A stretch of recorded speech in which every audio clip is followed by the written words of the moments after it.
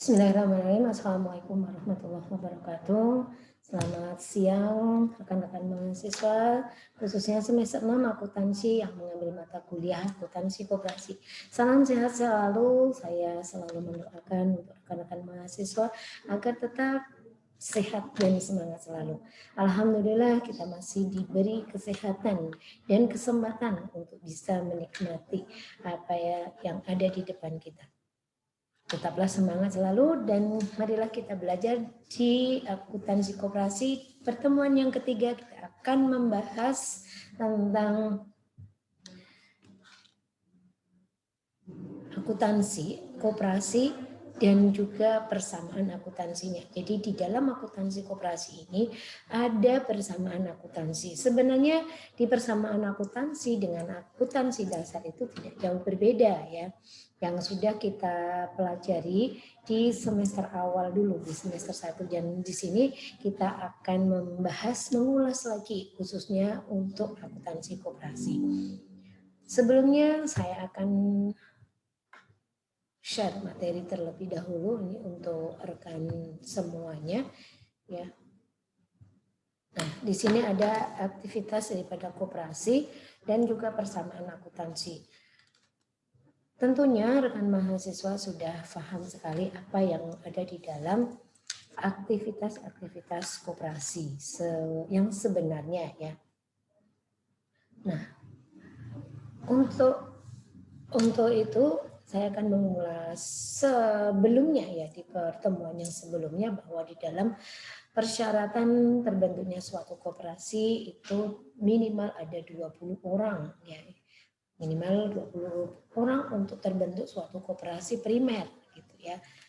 Dan ada untuk pembentukan koperasi sekunder itu minimal ada 3 jenis koperasi yang bergabung gitu ya. Kemudian di sini apa sih akuntansi itu sendiri? Sebenarnya ini sudah hal yang lumrah yang sudah akan mahasiswa pahamin sebelumnya bahwa akuntansi itu adalah suatu sistem informasi yang menghasilkan laporan. Laporan ini biasanya adalah aktivitas yang ada di dalam perusahaan. Misalnya laporan keuangan ini ya, laporan keuangan ada neraca. Berarti di dalam neraca itu ada namanya aktiva dan pasiva. Nah, di dalam neraca itu akan menggambarkan bagaimana kekayaan perusahaan yang ada ya, berapa sih kekayaan perusahaan yang ada. Sedangkan laporan laba rugi itu mencerminkan berapa keuntungan atau kerugian yang diperoleh oleh yang diderita ya. Kerugian itu diderita oleh perusahaan. Kemudian di dalam laporan keuangan juga ada namanya laporan perubahan, kemudian arus kas, di mana arus kas itu akan mencerminkan aktivitas daripada perusahaan. Nah, berbicara tentang aktivitas sendiri itu suatu kegiatan untuk mengumpulkan, kemudian menganalisis, menyajikan dalam bentuk angka, mengklasifikasikan, mencatat, meringkas dan juga melaporkan aktivitas ataupun transaksi dalam suatu badan usaha yang bentuknya adalah suatu informasi keuangan. Nah, informasi keuangan yang sudah dijalankan.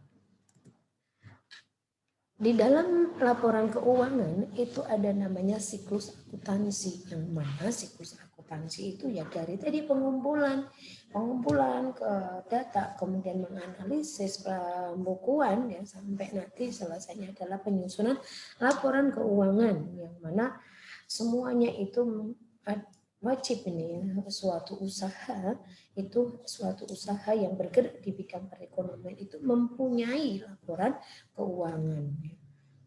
Terlebih lagi kalau itu koperasi itu wajib sekali. Nah, seperti apa sih mengumpulkan itu ya? Pengumpulan data itu bisa berdasarkan pencatatan dalam suatu dokumen yang bisa berupa transaksi. Transaksi itu misalnya dari awal bulan, per periode 1 bulan misalnya, berarti dari tanggal 1 sehingga tanggal 30 atau akhir bulan tersebut.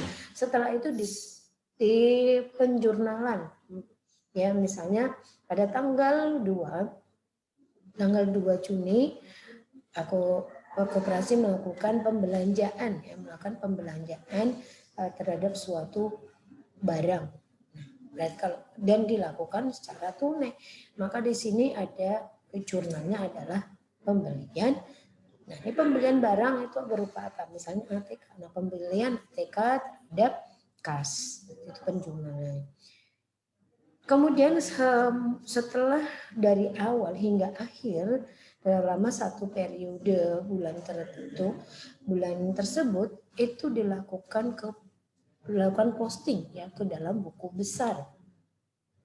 Dalam buku besar. Nah, buku besar ini seperti yang dahulu pernah kita pelajari ya, itu ada 2 kolom, ada 4 kolom. Nah, mana yang lebih mudah lagi atau mungkin bisa dibuatkan dalam jurnal yang bentuknya T ya, jadi sehingga bisa tahu berapa jumlah kasnya, kemudian modalnya, pendapatannya, karena itu tersendiri gitu ya, mendapatkan buku besar secara tersendiri. Kalau buku besar 2 kolom, bagaimana? Kemudian yang biasa dibuat, yang dipakai itu yang 4 kolom. Kemudian setelah selesai dalam postingan buku besar, kemudian disusun dalam bentuk neraca saldo. Neraca saldo untuk mengecek keseimbangan dalam buku besar. Setelah selesai dalam neraca saldo itu isinya ya semua kegiatan ya. Kalau cuma neraca saja berarti di situ tidak ada namanya pendapatan. Tetapi kalau di dalam neraca saldo ya semua kegiatannya ya, ada pendapatan, ada biaya-biaya gitu ya. Nah, begitu. Setelah selesai kemudian dibuatlah jurnal penyesuaian dan itu dengan cara memasukkan jumlah pada neraca saldonya. Jurnal penyesuaian itu apabila ya ada kegiatan transaksi yang terlupakan yang belum dicatat oleh bagian keuangan atau belum dilaporkan, maka di situ adanya jurnal penyesuaian. Tetapi kalau semuanya itu sudah dilaporkan, sudah dicatat, maka di situ tidak diperlukan jurnal penyesuaian. Yang terakhir adalah membuat ayat-ayat jurnal penutup. Nah, jurnal penutup ini yang pokoknya ada di ikhtisar laba rugi. Ya. Jadi semua yang sudah pernah kita pelajari ya, misalnya modal terhadap ikhtisar laba rugi. Ikhtisar laba rugi pada modal nas dan seterusnya ya. Jadi menggunakan ikhtisar laba rugi. Dan yang terakhir sekali setelah dilakukan hal tersebut, maka dilakukanlah penyusunan laporan keuangan. Laporan keuangan yang paling pokok itu adalah laba rugi, perubahan modal dan neraca. Begitu. Sesuai dengan laporan keuangan koperasi yaitu PSAK nomor 27, bahwa laporan keuangan itu tidak hanya 3 ya, tetapi di sini ada 5. Yang pertama adalah penghitungan hasil usaha, neraca, laporan arus kas, kemudian laporan promosi ekonomi dan laporan promosi ekonomi, ada 4. Kita ulas satu persatu, di mana di sini dimulai dari perhitungan hasil usaha yang menunjukkan bahwa kemampuan koperasi dalam menghasilkan laba selama satu periode akuntansi. Jadi kalau ngomongin periode akuntansi itu selama 1 tahun ya. Nah, itu untuk hasil usaha. Tapi kalau ngomongin laporan keuangan, kapan itu dibuat? Setiap bulan. Ya, setiap bulan, akhir bulan dibuatlah laporan keuangan. Sehingga nanti bisa di akhir tahun bisa dilaporkan menjadi hasil usaha. Yang kedua yaitu laporan hasil usaha. Harus merinci hasil usaha yang berasal dari anggota dan juga laba yang diperoleh daripada aktivitas koperasi dan dengan bukan hanya anggota saja. Laporan hasil usaha itu semuanya dirinci ya. Semua yang berasal dari anggota ya nanti akan kembali ke anggota, karena koperasi tujuannya adalah untuk mensejahterakan anggota. Yang kedua di sini Ya, ada kualitas laporan keuangan, di mana laporan keuangan yang berkualitas apabila ya memang semuanya itu bermanfaat. Yang pertama adalah relevan. Relevan itu memang ada kenyataan antara transaksi itu dengan pelaporannya. Kemudian bisa dipahami dengan mudah kemana arahnya, jalurnya kemana. Kemudian dapat diuji juga. Netral artinya apa yang dilaporkan itu tidak dibuat-buat. Kemudian harus tepat waktu. Semua transaksi itu harus ada tanggalnya, ada bulannya, ada tahunnya. Sehingga untuk pelaporannya itu bisa tepat waktu, dan pelaporan yang tepat waktu itu di akhir bulan. Jadi pada akhir bulan dan atau awal bulan itu sudah fix, sudah menjadikan per 1 Mei misalnya, per 1 Juni. Jadi di akhir bulan itu sudah selesai. Sehingga saldo yang masuk, saldo awal adalah saldo di akhir bulan sebelumnya. Ya. Kemudian di situ ada daya banding. Ya, masih ada daya banding. Di situ bisa laporan yang bulan sekarang ini bisa dibandingkan dengan bulan-bulan yang kemarin, karena sudah jelas angkanya, angka yang masuk, angka yang keluar, ada uang pemasukan dan ada yang keluar, sehingga bisa dibandingkan apakah bulan ini itu mengalami kenaikan profit atau penurunan. Kemudian bisa dianalisis ya, dengan adanya daya banding itu bisa dianalisis lebih lanjut lagi. Disebabkan kenapa ini perusahaan bisa mengalami, koperasi bisa mengalami penurunan profit. Nah, itu harus dilihat ke sebelumnya. Gitu. Kemudian pelaporannya juga yang berkualitas adalah yang lengkap, ya, yang lengkap, ada jurnal penutupnya, gitu ya. Kemudian ini ada pelaporan, ada jurnal penyesuaian, artinya yang tadi terlupakan oleh si bagian keuangan itu sudah terinci dengan jelas ya, dengan adanya tambahan namanya jurnal penyesuaian, sehingga bisa dikatakan laporan keuangan itu berkualitas ya. Konsep dasar dalam penyusunan laporan keuangan koperasi yang pertama adalah prinsip biaya historis ya, biaya historis. Jadi ada sejarahnya, ada kemana saja nih biaya yang dikeluarkan. Misalnya perusahaan koperasi memberikan biaya untuk produksi per bulan misalnya 500.000. Kemudian setelah belanja itu ada 450.000. Nah, ini ada historisnya, kemana saja dibelanjakan uang-uangnya itu ya. Kemudian yang kedua adalah prinsip pengakuan pendapatan. Nah, di sini untuk pengakuan pendapatan, pendapatan koperasi itu didapat dari mana? Ya, oke. Misalnya koperasi serba usaha, artinya menjual barang-barang sembako bisa ya, yang dimana di situ pendapatan koperasi didapatkan dari para anggota atau masyarakat yang belanja di dalam koperasi tersebut. Oke, prinsip ada penandingan, ya, kemudian ada konsistensi pengungkapan. Ya. Untuk penandingan di sini mempunyai prinsip bahwa laporan keuangan ini boleh saja melihat koperasi yang lain, laporan koperasi yang lainnya sebagai pembanding.